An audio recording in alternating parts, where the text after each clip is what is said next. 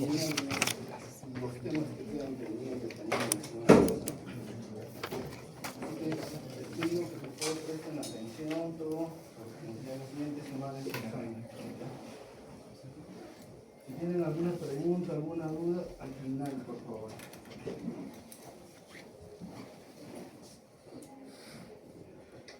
Muy bien, vamos a hablar de hongos. ¿Ya? Cuando hablamos de hongos, hablamos de gérmenes o en realidad de microorganismos que tienen la capacidad de tener propio metabolismo, así como también generar a partir de otro agente o a través de un huésped, obtener su propio metabolismo también. O sea, puede generar por sus propios medios su energía para que subsista, reproducirse, y también puede entrar a un huésped y también a partir de ahí reproducirse también dentro de ese microorganismo o dentro del huésped. Entonces, el hongo, cuando estudiemos respecto a todos los hongos, va a depender de tres factores para que produzca enfermedad. ¿Ya? Uno es la cantidad del inóculo. ¿Qué quiere decir? A mayor carga, mayor capacidad de producir algún cuadro de infección o de enfermedad. Imagino que saben diferenciar, ¿no? Que es una infección de una enfermedad, ¿correcto? Saben, ¿no? La definición, ¿no? Bueno, saben que es una infección y saben que es una enfermedad, ¿verdad? Porque de acuerdo a eso es lo que vamos a poder interpretar los estudios. ¿Qué es saber, doctora?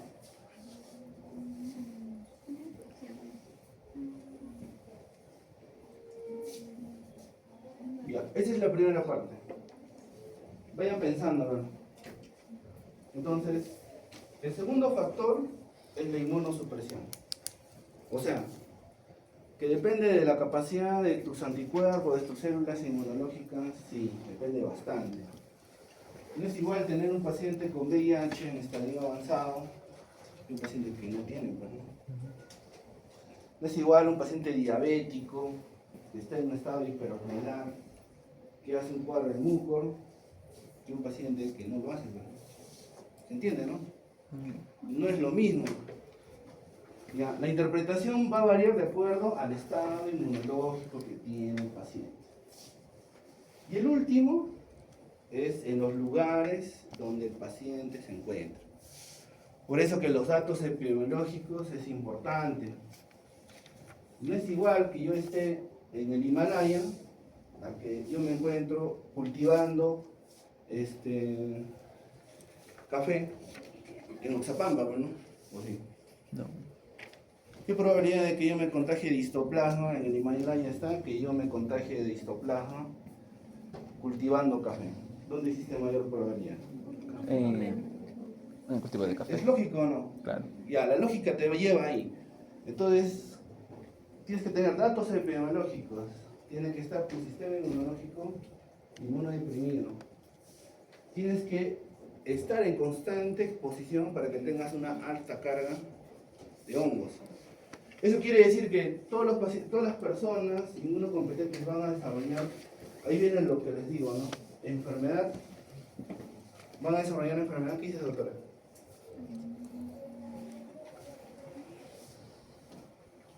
Pueden infectarse. Muy bien. Entonces, la gran mayoría se infecta, pero un pequeño porcentaje hace Enfermedad. correcto. ¿Se entiende ahora la diferencia, no? O sea, ¿qué quiere decir? Que yo, doctor, me puedo impregnar acá de histoplasma, o de repente si me voy a Piques, a Mediopampa, me impregno de esporotricosis, ¿no? O de paracoco, ¿no? ¿Pero tú crees que voy a desarrollar la enfermedad si tengo un sistema inmunológico adecuado? No solo es que no. Correcto. Algo parecido ocurre con la tuberculosis, ¿no? A mayor exposición, mayor riesgo de que yo adquiera la tuberculosis, ¿no? Así es. A menor exposición, Menos riesgo que tengas. obvio. En los lugares donde existe mayor tuberculosis, existe más riesgo de que yo adquiera la tuberculosis. algo parecido. Entonces yo no puedo imaginarme de una enfermedad si no hay dato epidemiológico y no están los datos clínicos, ¿correcto? O sea, no sale así, la deducción no es al revés. No es que yo le pido una prueba pensando de que posiblemente tenga esto, no es así, ¿no? La prueba se pide a partir de Sospecha datos, claro. ¿Y de dónde sale la sospecha? de... Los datos epidemiológicos más los datos clínicos del paciente. A partir yo formulo mi sospecha o probable diagnóstico. caso de enfermedad. Igualito es acá. No todos obviamente los pacientes van a desarrollar, por eso hay la importancia de que tú diferencies una infección de una enfermedad. Los que están en más riesgo, ¿quiénes son? Por eso que los pacientes que sufren de VIH, los pacientes diabéticos, que llevan un cuadro microhormonal, los pacientes adultos mayores, pediátricos, que tienen algún deterioro en su estado inmunológico, tienen mayor riesgo de desarrollar una enfermedad por hongo. Cualquier tipo. Obviamente que vamos a hablar de los hongos más frecuentes en los cuales uno desarrolla enfermedad. Uno de ellos es la histoplasmosis, ¿ya? Entonces, para que tú sepas entender dónde queda la histoplasmosis normalmente es un hongo dimórfico, ¿ya? Que se ubica normalmente en las heces de las aves o también en las heces de los murciélagos, ¿no? Ahí normalmente se ubica, ¿ya? Debido a que normalmente hay murciélagos que son fructíferos, ¿no? Comen café, frutas, ¿no? Entonces, eliminan por las heces que hongos, ¿no? Igual las aves, pues, ¿no? Las aves también, su alimento es de semillas, de frutos, ¿no? ¿Qué eliminan por las heces? El histoplasma. Pero el histoplasma ser dimórfico, ¿qué quiere decir un hongo dimórfico? Que tiene la capacidad de ser levadura y la capacidad de ser filamento. O sea que tiene etapas en las cuales el hongo puede estar en el aire y hay etapas en las cuales se impregna directamente en una superficie o en un cuerpo vivo, ¿no? Por eso que puede generar síntomas. Cuando ingresa al cuerpo, ingresa a través de formas de conillas. Es una forma de presentación del hongo. La gran mayoría de dimórficos tienen formas de conillas. O sea, ¿qué quiere decir? Que en la parte externa se forma un filamento. Y cuando ingresa a nuestro cuerpo ya cambia y se vuelven en levaduras, ¿no? ¿Qué es lo que ustedes ven, pues? Esto de aquí es una tinción, ¿no? Y ustedes ven varios acúmulos en forma de semilla. Ese es el histoplasma, bro. Acá también. En una hematocilina eosina también ves acúmulos de levaduras que ya están dentro del cuerpo. Y en algunos casos, tanto es la reacción inflamatoria que forman granulomas. Y eso es lo que le va a hacer casi semejante a lo que es la tuberculosis, la forma en la cual se reacciona. Por eso la importancia de utilizar las tinciones, porque las tinciones es lo que te va a diferenciar de un posible tuberculosis o de una posible hongo, ¿no? Entonces, de acuerdo a las tinciones es lo que tú vas a ver. Esto es lo más característico.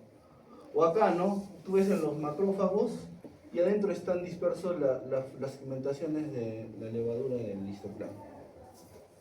Entonces es lo característico que vas a encontrar con respecto a este hongo.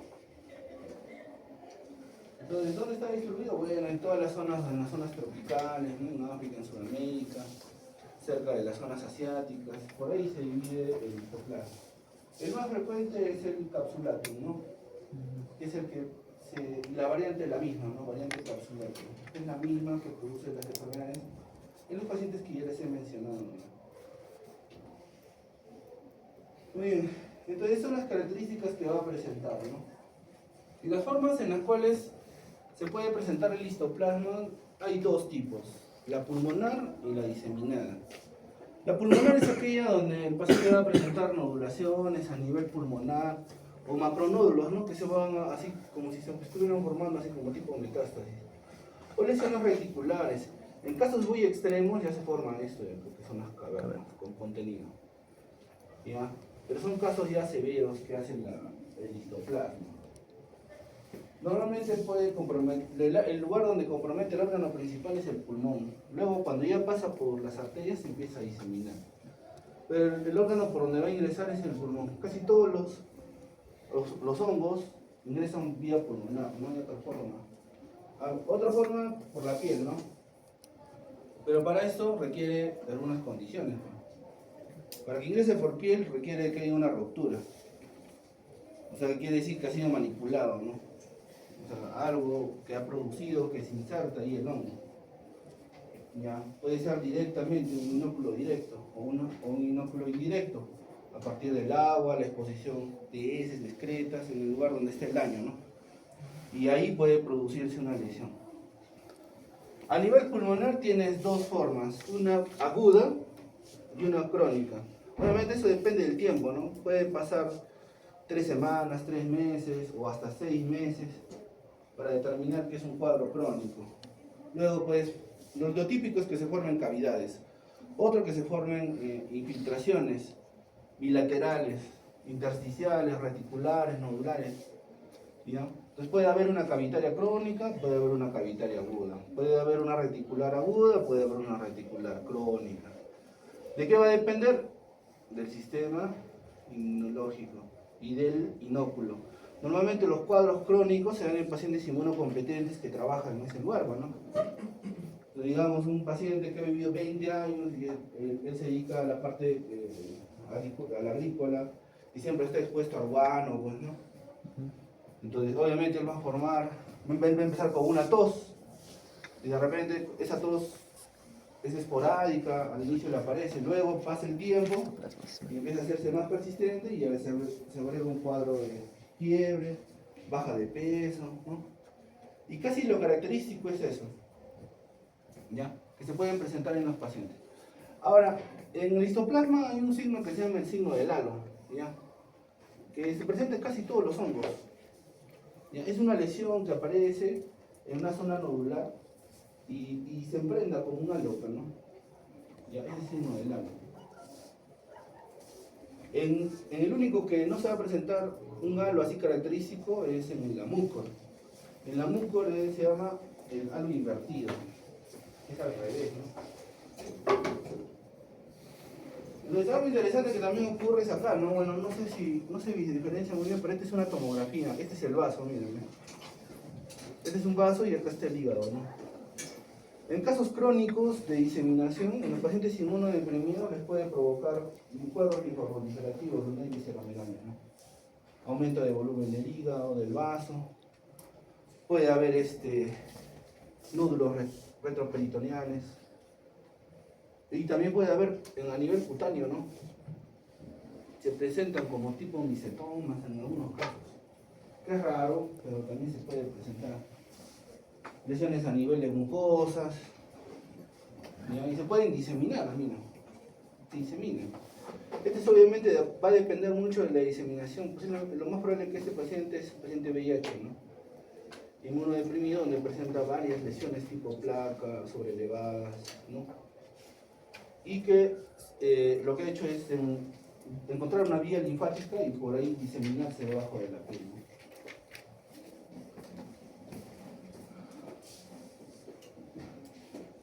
Esto es lo característico, ¿no? El patrón miliar que te puede dar el histoplasma. Por eso que histoplasma y TB casi forman, cuando se da un cuadro diseminado, casi forman las mismas características, el mismo patrón. Por eso, si tú tienes un paciente inmunocomprometido y dato epidemiológico, te sospecha que el paciente viene de una zona endémica, tropical, sospechan de histoplasma también, en un paciente que viene así, ¿no?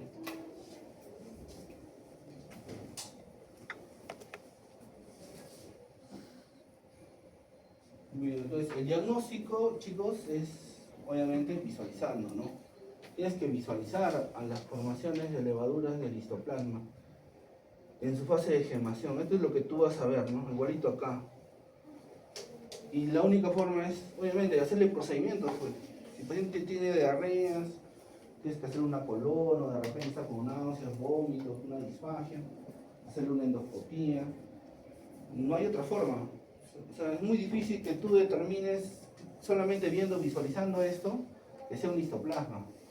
Sí o sí requieres aislamiento microbiológico, o mínimo un estudio anatomopatológico. No puedes discernir tú que esto es 100% histoplasma viendo la imagen, ¿ya? Entonces la toma de biopsia es importantísimo, dependiendo, ¿no?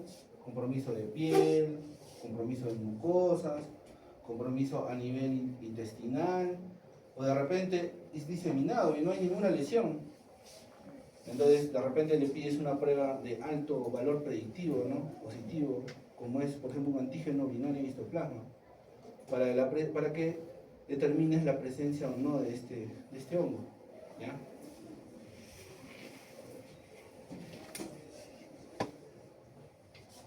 Muy bien, entonces el tratamiento va de acuerdo a lo que tú encuentres. Pues si es a nivel pulmonar, normalmente el tratamiento utilizas un antibiótico que normalmente puede ser itraconazol, voriconazol, o en casos extremos, fluconazol, aunque no es lo ideal, ¿no? Lo ideal es el itraconazol, ¿no? El itraconazol pega para histoplasma. Entonces le puedes dar, ¿ya? El otro problema es, por ejemplo, los crónicos. En los crónicos es muy variado. Puedes darle 6 meses, 1 año, 2 años, 3 años, dependiendo cómo evolucione el paciente. Hasta en casos muy extremos le puedes dar de por vida, ¿no? El tratamiento. Y en los cuadros ya diseminados, o sea, en los cuadros donde hay compromiso de 1 o 2 órganos, en los cuales ya compromete la parte hematógena y linfagítica, acá lo que tienes que utilizar es anfotericina, ¿no? Anfotericina está indicado, especialmente liposomal. Pero como no tenemos, utilizamos el desoxicolato, acá está indicado, ¿no? Anfotericina B, liposomal 3 gramos, o desoxicolato, ¿no? De 0.7 a 1 miligramo. Te pide por 2 semanas como máximo. Y luego le vas a pasar a itraconazol 2 miligramos cada 12 horas. O 1 miligramo, claro, 2 miligramos cada 12 horas por 1 año, mírame, por 1 año. Y esto es muy variable. Normalmente si hay compromiso de órganos, chicos, se da por 1 año, 1 año. Si es pulmonar, 6 meses. Si es pulmonar netamente, 6 meses. De ahí tú valoras, porque obviamente puede existir recaídas en el proceso, entonces puedes ampliarlo hasta 1 año más. ¿Ya? Obviamente que eso tú lo valoras de acuerdo a qué, a su sistema inmunológico. De repente es un paciente VIH que hace compromiso agudo de histoplasma, entonces no solamente le darás pues en este caso anfotericina, de repente le vas a tener que prolongar por 1 año, 2 años hasta que recupere su CD4, ¿no? Entonces es muy variable. Siguiente, el criptococo. El criptococo, así como toda levadura, así como el histoplasma, también tiene la capacidad de formar colillas. Y el criptococo, a comparación de todo el resto, lo que tiene alrededor es una cápsula. Esta es una, ¿cómo podemos decir? Es una proteína que lo protege cuando esté formado en fase de levadura. Lo protege, por eso que cuando tú lo pones en tinta china, ¿no? Así se llama, ¿no? Tinta china, lo veas en el microscopio, vas a ver claramente cómo resalta la cápsula. Y adentro está pues el contenido del hongo, pues, ¿no? Entonces halo que se forma acá es la cápsula, es el antígeno capsulado del criptococo. Y es lo que lo va a diferenciar al resto. Este no es dimórfico, es netamente levaduriforme, pero también puede formar conillas, como todo levadura, así como el histoplasma. Y obviamente, ¿el criptococo dónde se ubica? Bueno, normalmente se ubica en la madera, pues, ¿no? Se ubica también en las heces de las palomas, ¿no? Si tú te vas por ejemplo, al parque Constitución, tranquilamente te puedes colonizar o impregnar o infectar el criptococo, ¿no? ¿Ya? Si te vas a los lugares donde hay casas fabricadas con madera, ¿no? Madera especialmente de árboles de años, ¿no? Ahí también se ubican el criptococo, ¿no? Entonces, el criptococo es un hongo que cohabita con nosotros constantemente. Entonces, está asociado por eso que en pacientes con inmunodepresión, ¿no? O personas que, bueno, se dedican posiblemente a criar animales, sean veterinarios, o que tengan exposición constante al cripto, ¿no? Normalmente, por ejemplo, se ha visto casos de personas que viven y crían palomas en su azotea, pues, ¿no? Crían palomas y se impregnan, de repente tienen una herida, se hacen una lesión y se les empieza a salir por acá una úlcera, ¿no? Y le tomas una biopsia y sale, pues le tomas una tinta china y sale ahí grande, ¿no? El criptococo. Los dos más importantes son el Neoforman y el Gatti, ¿ya? Las dos más importantes. Obviamente que existen subespecies que se distribuyen en todo el mundo, pero los más importantes es el Neoforman, que normalmente se asocia a pacientes con VIH, y el Gatti, que se asocia a pacientes que no son VIH. ¿Ya? Eso es lo característico que vas a encontrar. Igual, ¿no? Como ustedes ven ahí, hay cuadros en los cuales se pueden desarrollar, ¿no? Pacientes que reciben corticoterapia, pacientes que sufren de problemas hematológicos, pacientes con sarcoidosis, pacientes que reciben terapia biológica, ¿no? Con anticuerpos mononucleares o monoclonales, perdón. Los diabéticos, todo eso, mira, yo lo que les menciono es casi lo mismo que se aplica a todos y se va a aplicar. ¿Por qué? Porque los hongos normalmente van a depender mucho del sistema inmunológico y de la cantidad de carga que tienen. A mayor exposición, por eso, mayor riesgo de que puedas adquirir este tipo de hongos, ¿no?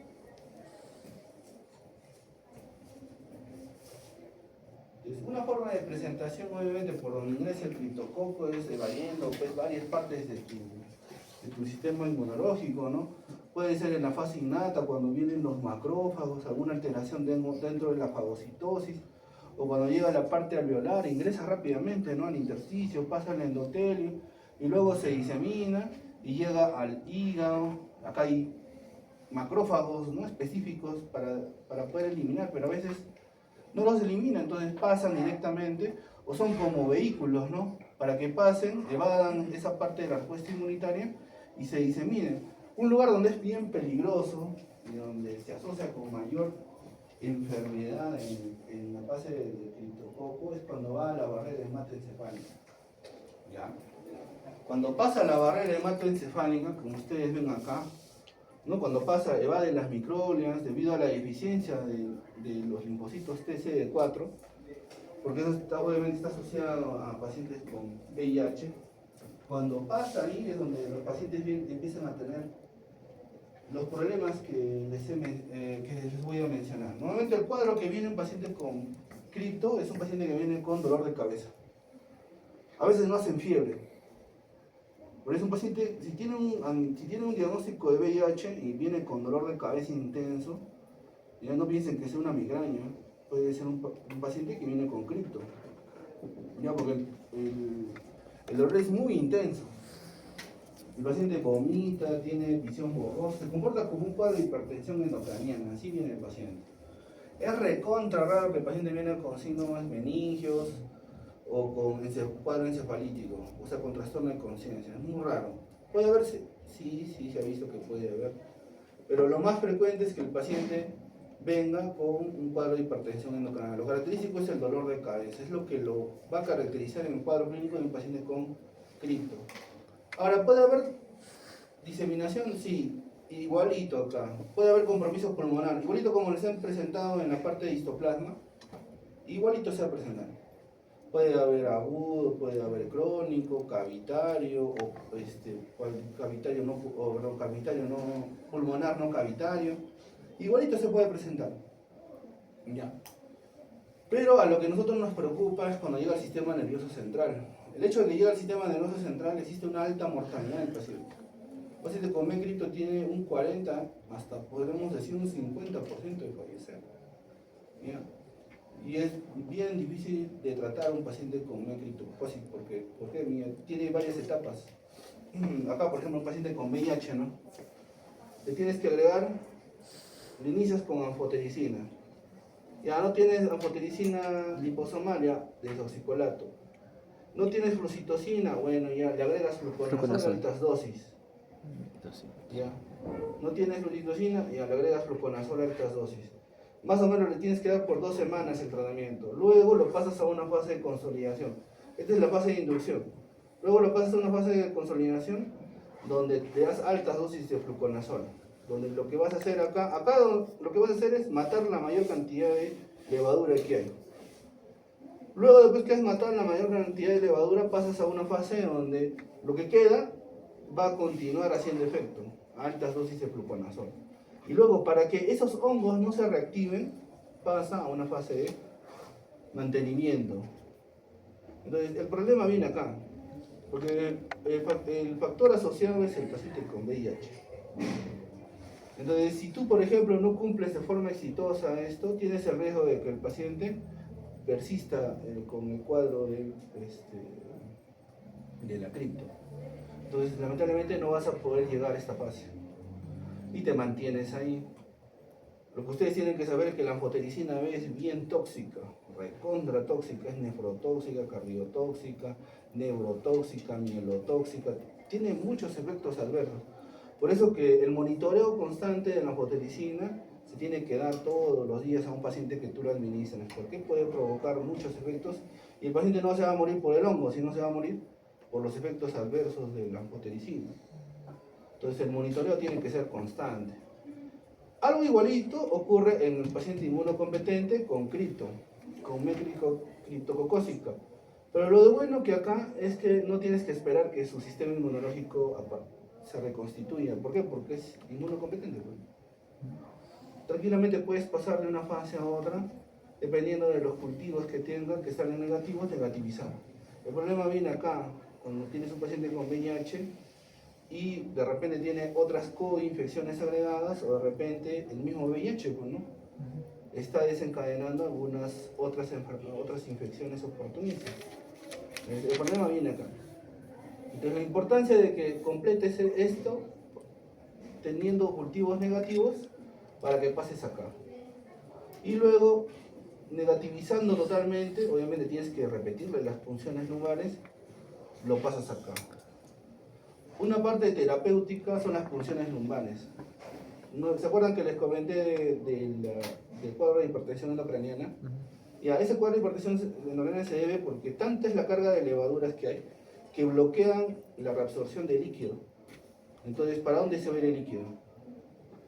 No hay, bueno. Entonces lo que vas a hacer es punzarlo y de cierta manera lo vas a tener que evacuar. Se evacúa, ¿no? No debemos tener pacientes que debemos tener que punzar 2 o 3 veces al día. ¿Por qué? Porque no había otra norma. ¿No? La otra opción era que le pongas una derivación lumbar externa, o sea, le pones acá una derivación, le colocas un catéter y por ahí sale todo el líquido, ¿no? Pero el riesgo de que se infecte es altísimo. Entonces, está recomendado solamente hacer punciones lumbares. ¿Ya? Entonces, para que tú pases, va a depender mucho del estado inmunológico. También en la fase de mantenimiento va a depender mucho. Ahí te dice 1 año, pero puede ser más. A comparación, por ejemplo, de un paciente inmunocompetente, donde te dice 6 a 12 meses, y tranquilamente le puedes suspender. ¿Ya?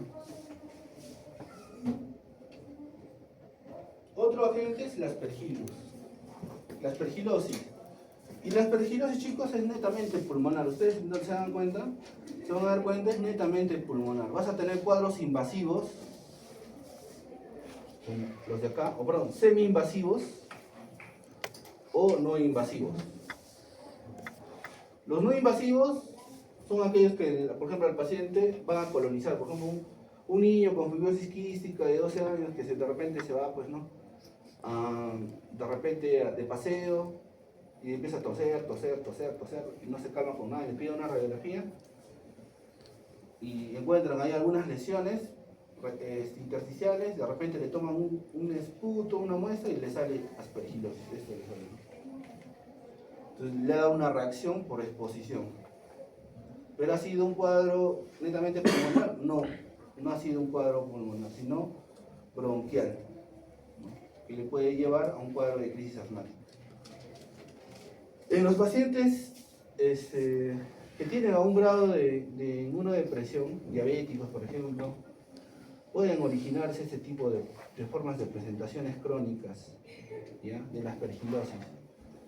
El que es, por ejemplo, secuelar a partir de una enfermedad es la aspergiloma. O sea, por ejemplo, un paciente con tuberculosis que salió, le quedó una caverna ahí en el pulmón. Entonces, el paciente, bueno, se dedica de repente a transporte, viaja, ¿no? Y no tiene los cuidados que de repente el doctor le ha dicho que tienes una caverna y entonces tienes que cuidarte.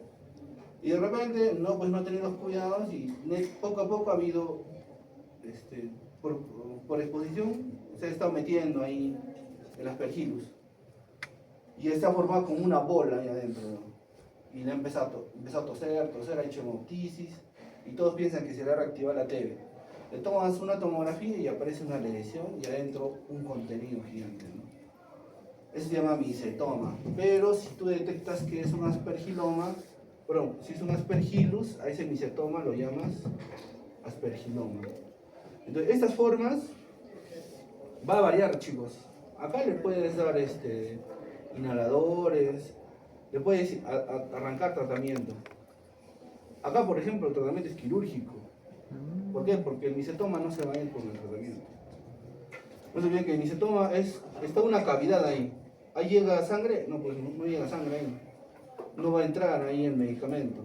Entonces, la única forma, por ejemplo, en el aspergiloma es para sacarlo. En el asma, pues, como toda crisis asmática, hay que darle corticoides, inhaladores. Acá dependiendo, ¿no? Si son cuadros semi-invasivos, podrías darle. Por ejemplo, acá, ¿no?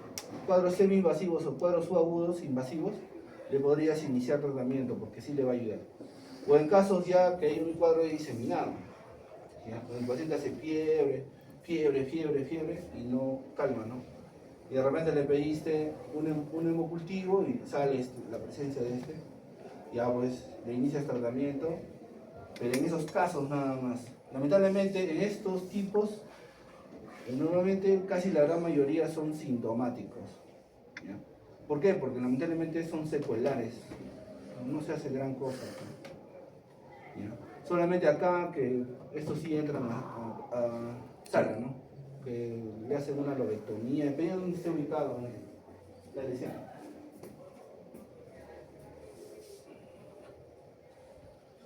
Entonces, eso en casos de, por ejemplo, de que viene con crisis asmática, bueno, le tienes que pedir eso, ¿no? Un antígeno E contra aspergillus, o un antígeno total, perdón, una inmunoglobulina E total, le tienes que pedir.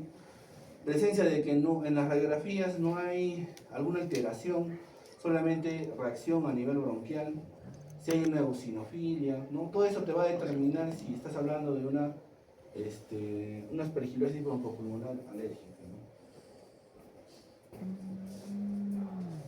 Y ahí solamente sale corticoides y como prevención le das pues el itraconazol o el voriconazol, ¿no? Acá, diagnóstico, bueno, todo es por imágenes, ¿no? Aparte de todo es por imágenes. Mínimo tiene que tener una tomografía para que tú determines la presencia de cavidades. Tiene que tener una o más cavidades. Y a partir de ahí, bueno, pedirle los exámenes de cultivo para que tú determines la presencia o no del hongo.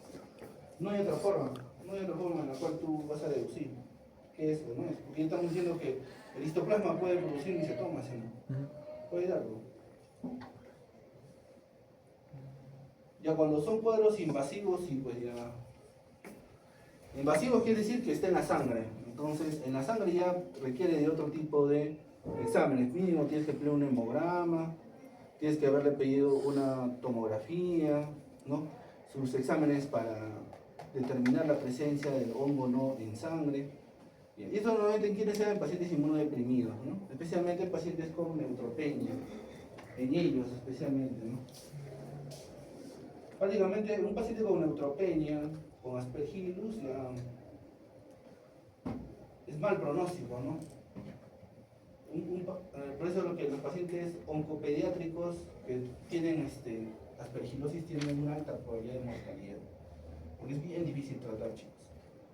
¿Cuánto es difícil tratar una aspergillosis invasiva?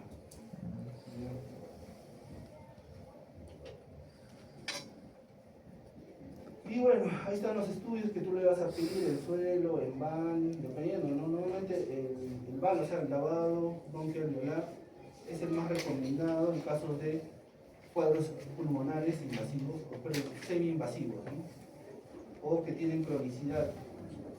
Porque en una invasiva no le vas a pedir un palco, ¿no?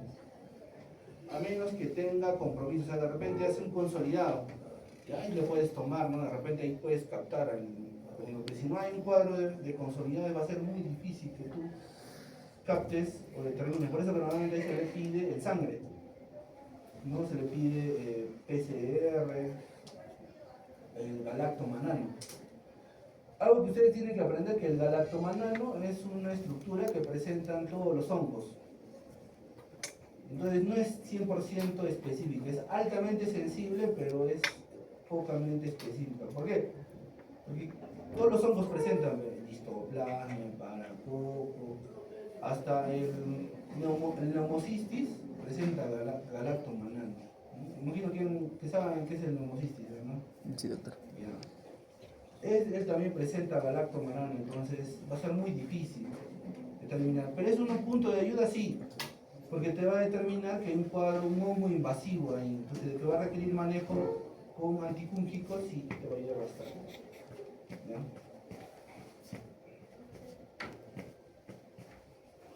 Y bueno, ahí, ¿no? Si tiene o sea, una aspergilosis broncopulmonar, ya le das prednisolona, o sea, corticoides, y le agregas o voriconazol o itraconazol, dependiendo que hay en tu hospital, ¿no? Y le vas evaluando. Normalmente lo que tú quieres es que pase el cuadro asmático y lo que tú quieres evitar es que no vuelva a tener el cuadro, ¿no? Entonces le das el itraconazol como prevención. Una prevención secundaria sería, ¿no?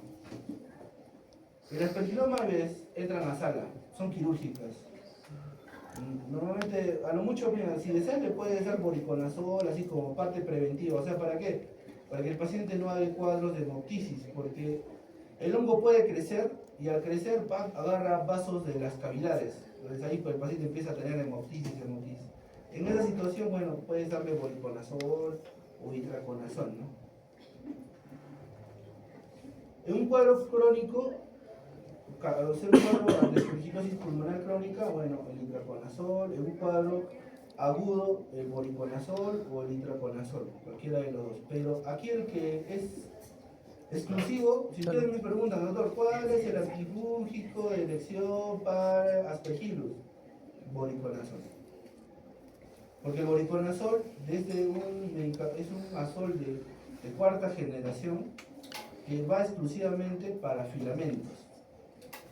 No se olviden que el aspergillus es un hongo filamentoso, no es como el histoplasma o el cripto. ¿Ya? ¿Cuál es el antifúngico de elección para cripto? Fluconazol. ¿Cuál es el antifúngico de elección para histoplasma? ¿Cuál? ¿Cuál les he dicho? ¿Itraconazol, doctor? Itraconazol. ¿Ya?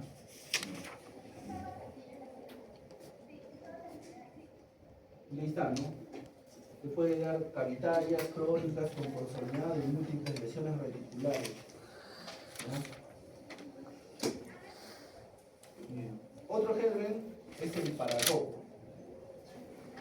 O el paracoicidioide glucosis. En el Perú es muy frecuente, chicos. Bueno, no tan frecuente, pero digamos, sí hemos tenido notificaciones. Siquiera al año notificamos entre 50 a 100 casos a nivel nacional. Entonces, no es tan alto, pero sí presentamos. Especialmente ¿dónde? En las zonas donde hay alta exposición. Normalmente ¿dónde está? En los suelos donde hacen, por ejemplo, mantenimiento, o ¿cómo les puedo decir?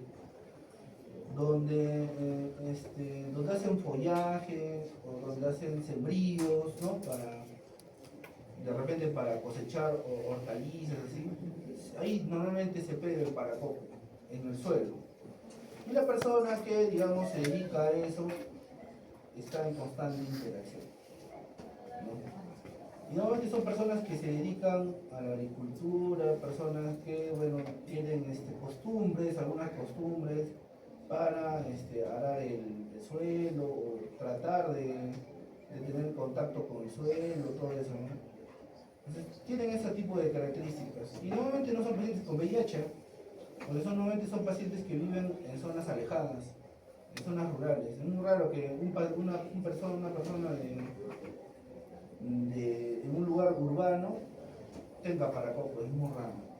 Normalmente, bueno, o posiblemente ha viajado, o se ha ido a una zona donde hay alto manejo de suelos, y de repente ahí se ha colonizado, se ha infectado y ya pues le ha provocado los síntomas. Pero es muy raro. En donde sí hay alta prevalencia es en Brasil, ¿no? En Brasil sí hay alta prevalencia, Brasil, Paraguay, en la parte del norte de Argentina, en las zonas de Colombia, ¿no? Venezuela, hay mayor prevalencia en comparación de Perú. Como lo voy a repetir, no es muy frecuente, pero sí tenemos casos de paracoxidia y micosis. En Huancayo también hemos tenido pues al año, hemos tenido de 3 a 4 casos al año. ¿Y cuál es lo característico? Bueno, la presentación, la forma de su levadura, ¿no? Justo lo agarran en el proceso de su reproducción, justo cuando le está apareciendo más levaduras. A eso le llamamos Timón. el signo del timón de barco, ¿no? Si en caso aparecen dos, el signo de Mickey Mouse, ¿no? Ya, entonces, eso es lo que es característico para el paracoco, ¿no? Por ejemplo, acá, ¿dónde ven al paracoco? ¿Está arriba, abajo o al medio? ¿Cómo que A arriba? ver, aquel que tiene buena vista lo va a ver, ¿sí? Claro, Esa es una biopsia de piel, por si acaso. Hay un paciente que viene con una úlcera y es de piel. Entonces, mira, si tú ves así nada más, le pones hematoxilina y auxina, no lo ves, ¿sí o no? Pero si tú luego utilizas otra tinción, lo puedes ver. ¿Esa tinción qué es? potasio, no. ¿Sí?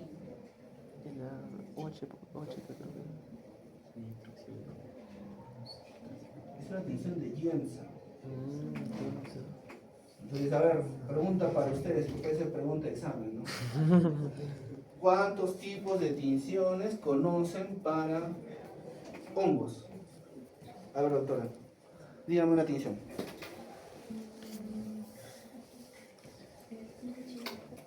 Ya, bueno.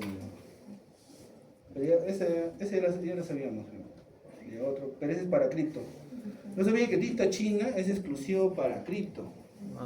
O sea, puedes utilizar otras tinciones, bueno, sí, hematoxilina y eosina, pero para eso tú necesitas ser muy experto visualizando la cápsula. Por eso que con tinta china es más rápido. ¿Ya? ¿Qué otro más? ¿Qué dice, doctora? ¿Qué otro más?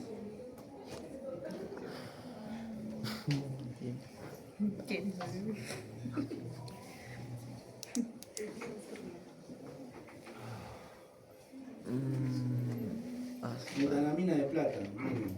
¿Qué más? ¿Qué dice, doctora? ¿Qué otra más?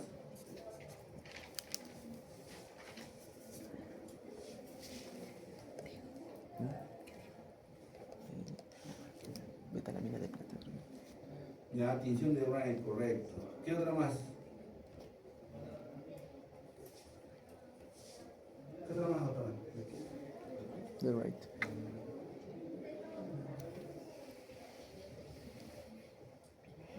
Muy bien, el robot, ¿no? Ya. ¿Qué más? ¿Qué más, doctora? Hay como 20, 10 tinciones, ¿no? Ya, entonces, averigüen, pues, ¿no? Eso les dejo de tarea. ¿Cuáles son estas tinciones? Pero las que ustedes visualizan ahí son las más frecuentes, ¿no? Y son fáciles de detectar, pues, ¿no? Ahí miren, ustedes ven, ¿no? El timón de barco, ¿ven o no? ¿Ven o no? Acá, ¿no? ¿Ven o no? Ahí está. Y acá abajo también está, ¿ven?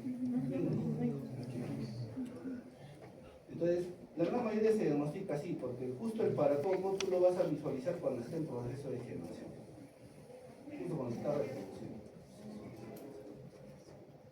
Muy bien, entonces, igualito, pues, ¿no? ¿Se acuerdan? Me dicen las personas que se controlan igualito, pues. Las conidias son inhaladas. Aquí se van a formar los micelios. Los micelios son como ya formas filamentosas que cuando están dentro del pulmón se van a formar y estas son segmentadas. Hay que no son segmentadas, les dejo de preguntar, ¿no? Hay micelios o hongos filamentosos que no forman filamentos.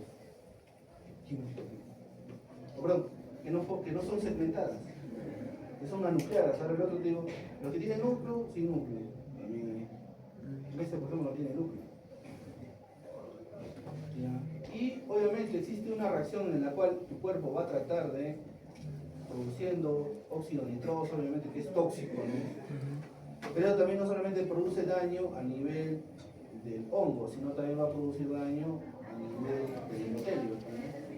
Entonces puede provocar los signos y síntomas que, bueno, vienen con tos, baja de peso, todo eso, ¿no? ¿Cuáles son las formas de presentación? Igualito, pues chicos. Hay fase aguda, hay fase crónica y hay fases secuelares.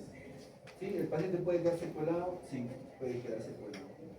Entonces hablamos de un cuadro infeccioso, ya hemos hablado de eso, ¿no? Infección, o sea, tú te puedes infectar. De repente, digamos, tú eres una persona que has ido a hacer una inspección de campo. No sé, te enviaron, tú perteneces a una empresa y de repente la empresa dice, ya a ver, al médico ocupacional, doctor, quiero saber si mi paciente está expuesto o no a hongos. ¿Qué test le vas a pedir? ¿Expuesto o no a hongos? De repente ustedes son médicos, bueno, ustedes van a ser médicos, ¿no? O sea, a ver, doctor, doctora, ahora identifíqueme como si quiero saber si mi trabajador que ha ido a ver inspeccionar a ver la inspección de manejo de suelos, quiero ver si se ha expuesto o no a un hongo. ¿Qué examen le pido? ¿Galactomanano, doctor? A ti te voy a pedir galactoma. Es un test de piel, ¿no?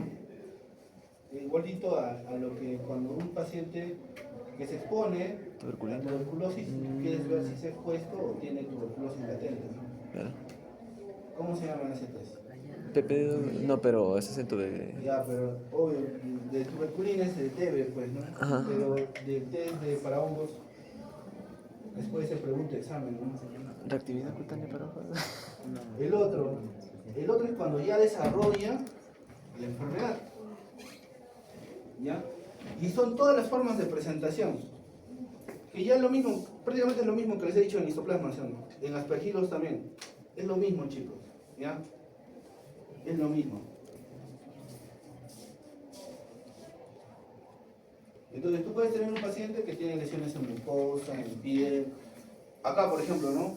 Lesiones en mucosa y tiene, ustedes ven acá, tiene linfadenopatías, ¿no? Que le forman grandes, simulan bastante una TB, ¿no? Un escroóculo así, ¿no?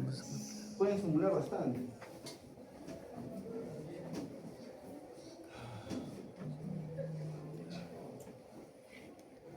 Y también, ven, mira su placa. Parece que fuera de un paciente fibrótico, ¿no? Pero no es un paciente fibrosado, sino son las características. Mira, genera espacios muertos a nivel pulmonar. Eso se llama neumatoceles, ¿no? Son espacios donde hay poca perfusión. Y eso se debe por la gran actividad del hongo a nivel intersticial. Y en casos extremos ya hay no solamente daño alveolar, sino intersticial, y forman así, zonas mixtas, con consolidados y nódulos, micronódulos y zonas reticulares. O a veces con un patrón reticular, ¿no? Con cavidades o con bronquiectasias, perdón, con dilataciones de bronquio. Entonces también te puede dar secuelar, sí, te puede dejar secuelar. O sea, puedes tener paracoco, bronquiectasis por paracoco, sí, te puede dejar. Igual que la TB, ¿no?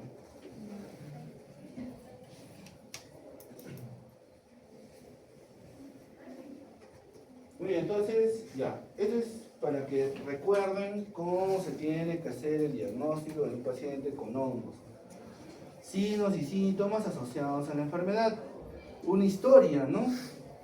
La historia tú lo vas a sacar deduciendo o lo vas a preguntar al paciente. Preguntas al paciente. Obvio. Pues, ¿cómo tienen que ser tus preguntas? Está bien, pero ¿cómo? ¿Qué le podría, digamos, yo soy la persona expuesta?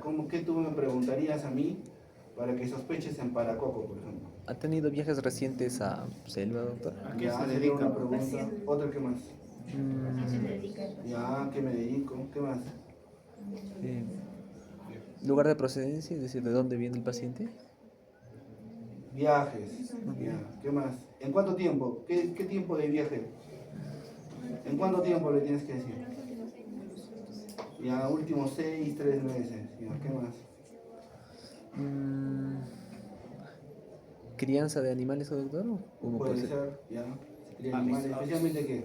¿Aves, doctor? No aves, Mm, no necesariamente aves, ¿no? puede ser gato en toxoplasmosis. Eh,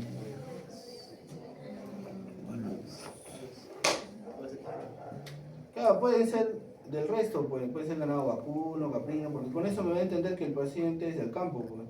claro.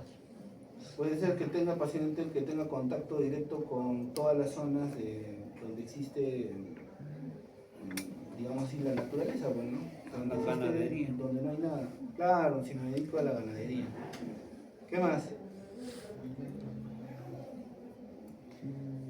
Si la zona es endémica o no. Bueno, ¿Cómo tú sabes que es una zona endémica? tú no sabes.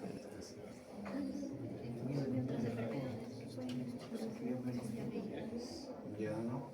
Pero estamos hablando de esto, ¿no? Dato epidemiológico. Sin dato epidemiológico va a ser muy difícil. Una más les falta. Uf. Mm,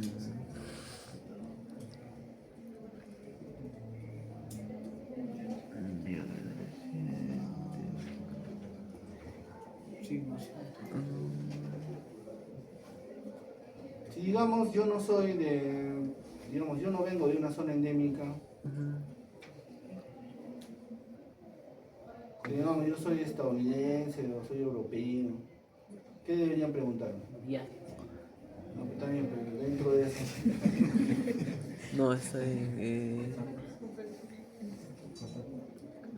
contacto con personas, que el hongo se transmite de persona a persona, no, es ambiente, del ambiente. que, o sea, si una persona que tiene paracoco pulmonar va a infectar a una persona que no tiene paracoco, que así es el contagio. No, doctor. ¿Cómo es el contagio? ¿Medio ambiente personal, doctor? ¿Cómo? Es ambiental, es con contacto, no se da de persona a persona. Si estamos hablando que si son casos esporádicos, que no son muy frecuentes, entonces acá no todos estaríamos pues, con riesgos, estaríamos como el COVID, bueno. ¿Qué otra pregunta entonces? Esas conillas, la capacidad del patógeno que tiene, viene de la zona ambiental, no viene de la persona. Entonces una persona que tiene aspergillus tiene una bola ahí adentro, o sea, te puede contagiar de esa bola. No te va a contagiar de aspergillus. Entonces, ¿Cuál sería la última pregunta? entonces mi otra pregunta es si yo no soy de una zona endémica. O sea, digamos, señor, ¿usted de dónde viene? Yo vengo de Huancayo, ya, pero ¿de qué parte, señor, de Huancayo viene? Ya, yo vengo del ya. ¿Usted ha viajado? Sí, es un factor de riesgo, pues. Porque él, al no ser propio del lugar donde está, tiene más riesgo de contagio.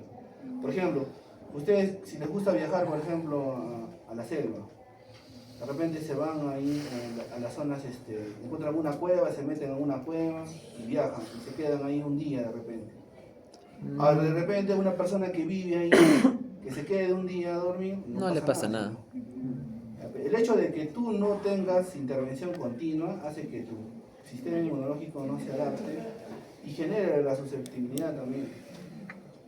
Por eso que las personas que no son del lugar tienen más alto riesgo de padecer la enfermedad. ¿Bien? Entonces, vas a identificar el órgano. ¿Cuál es el órgano más afectado? Pulmón, doctor. Entonces, mínimo una placa de pulmones, ¿no? Mínimo examínalo al paciente, ¿no? ¿Ya? Entonces, ¿qué vas a poner? Caso probable. Luego del caso probable vas a identificar. ¿Qué hemos dicho? tienes que hacerle procedimientos, mínimo pues le pedirás un cultivo, exámenes para detectar el hongo, pues no, todo lo que estamos mencionando. Y en casos más invasivos, sí, pues le tienes que pedir posiblemente una biopsia, hacer un lavado, ¿no? O irse al otro lado, detección a través del cultivo, ¿no? ¿Cuál es el cultivo? ¿Agar sabor, doctor? Muy bien. El agar de sabro, ¿no? Pero el agar de sabro lamentablemente en algunos no tienen, ¿no? Entonces, ¿qué utilizamos? Ah, Lo que tenemos, pues, agar sangre, ¿cómo se llama? El agar para gérmenes comunes. Entonces, lo único que agar hacemos sangre. es esperar que crezca nada más. Porque en realidad en cualquier agar crece, solo que el de sabro nos ayuda porque crece más rápido. En los otros agares tienes que esperar siquiera hasta 42 días para que crezca. 40. Puede demorarse más tiempo, ¿no? Pero si es un cuadril, por eso la importancia de que cuando tú evalúes, realice el procedimiento ideal para el paciente que tú estés evaluando para que tú determines el cultivo. Por ejemplo, si yo tengo un paciente con un cuadro diseminado, tiene aquí pato, esplenomegalia, hace fiebre, ha bajado de peso, ¿qué procedimiento a mí me ayudaría a encontrar o detectar con facilidad el hongo? Biopsia, doctor, de... Biopsia, ¿cómo no se pide biopsia? Ah, bueno.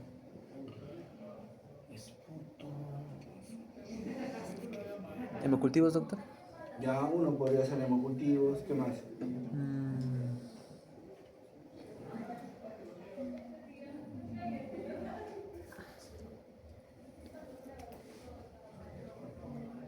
Mielocultivo, pues. Miedo. De repente el paciente está con anemia, leucopenia, trombocitopenia, un infiltrado a nivel de médula. El mielocultivo y hay actividad, eso te crece en menos de 8 días, 7 días. Ya. El otro, que es lamentablemente en el Perú es muy escaso, que es el uso de los antígenos. Los antígenos nos ayudan en cuadros diseminados. En parte pulmonar, y así en los cultivos de esputo no te sale, lamentablemente ese paciente entraría lavado. Entonces tienes que buscar una lesión que te permita sacar la mayor cantidad de muestra y esa muestra mandarlo a analizar. O visto patológicamente, o el otro sería microbiológicamente. ¿Para qué?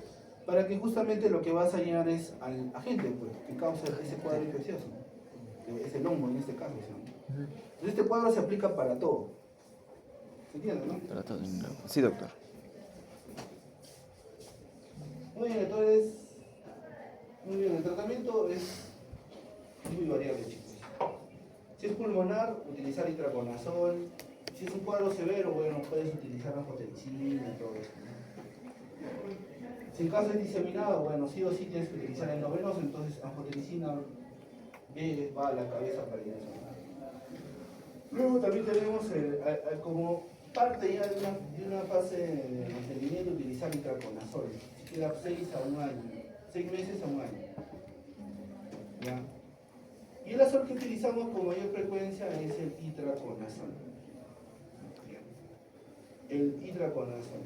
Si en caso hay compromiso, en el caso de paracoco, que hay compromiso a nivel cerebral, el boriconazol es el que va, junto con el flujo. Cualquiera de los dos puede usar.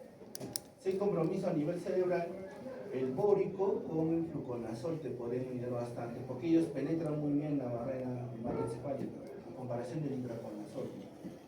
El itraconazol no tiene mucho, no penetra muy bien cuando tú le das vía digestiva. Entonces, y las que hay en forma endovenosa están pues el itraconazol, ¿no? El itraconazol con el fluconazol, perdón, el boriconazol con el fluconazol, son los dos únicos.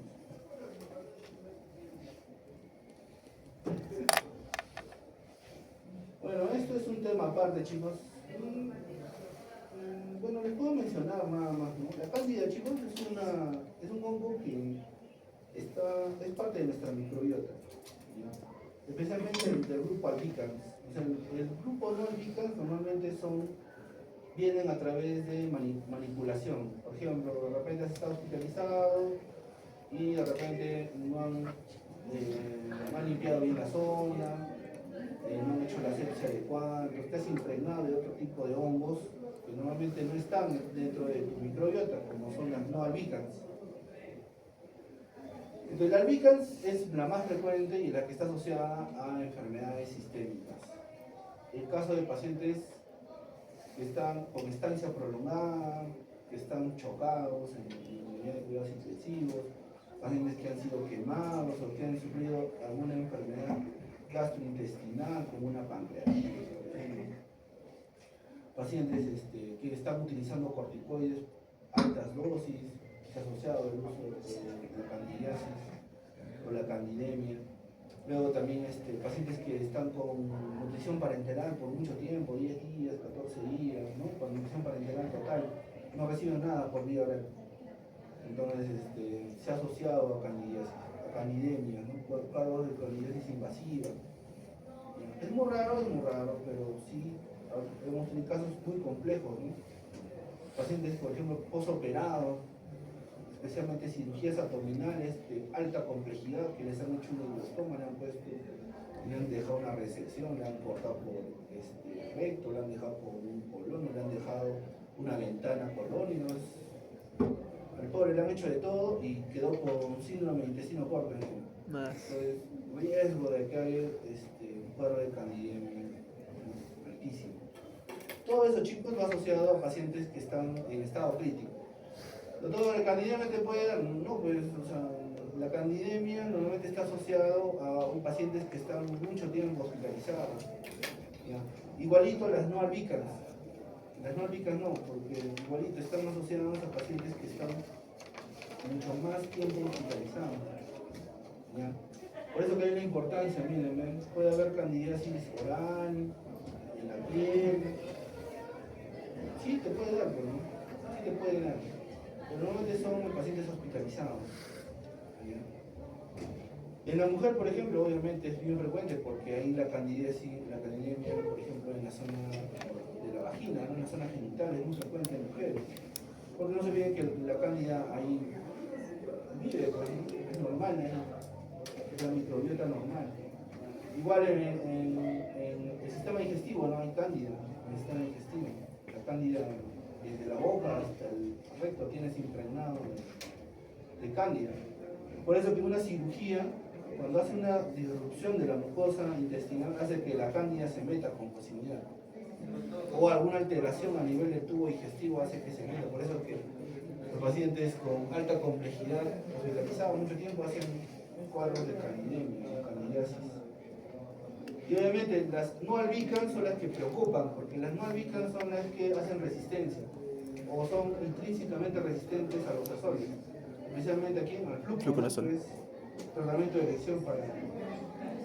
Por eso que normalmente un paciente que hace candidemia hay que evaluarlo muy bien, porque hay que saber cuál es la causa exacta y determinar cuáles son esos factores agregados.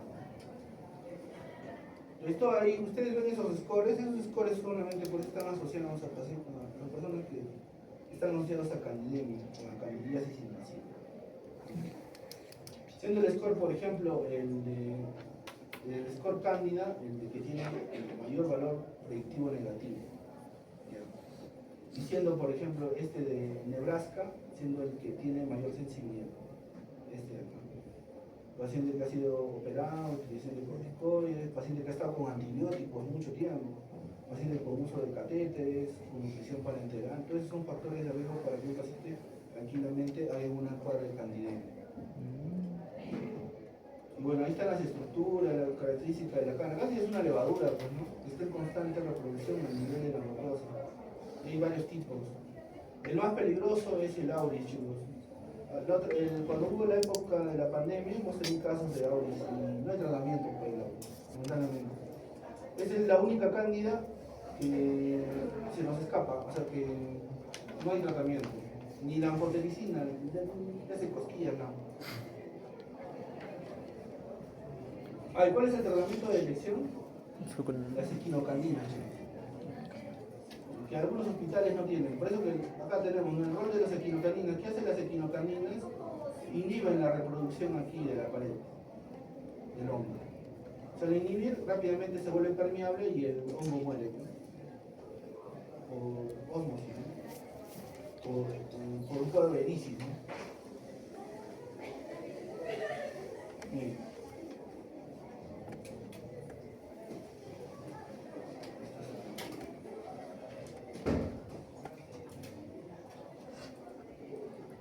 De hecho, este ya es otro tema. Si desean eso lo podemos hacer en otra clase. Lo que iba a ser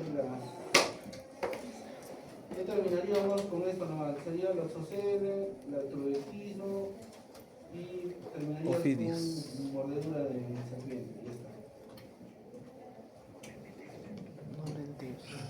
¿Hasta aquí alguna pregunta? Doctor, ¿alguna guía, norma técnica en caso para aprender de infecciones por hongos? Ya. ¿Qué guía o qué norma técnica recomienda? Es que el problema es que es tan poco frecuente la enfermedad que no existe una guía específica. Lo que sí hay son revisiones. Hay revisiones a partir del año 2020 que están están muy resumidas y bien didácticas. No creo que tengan problemas en ello. Yo les recomiendo que lean las recomendaciones de las guías europeas, que es la que más, digamos así, más información les da. Y el otro son las brasileñas. Normalmente casi sus publicaciones son en inglés, pero son muy buenas también. Entonces, lo haremos de forma virtual la última parte. Entendido, doctor. Sería, ¿cuándo? Mañana.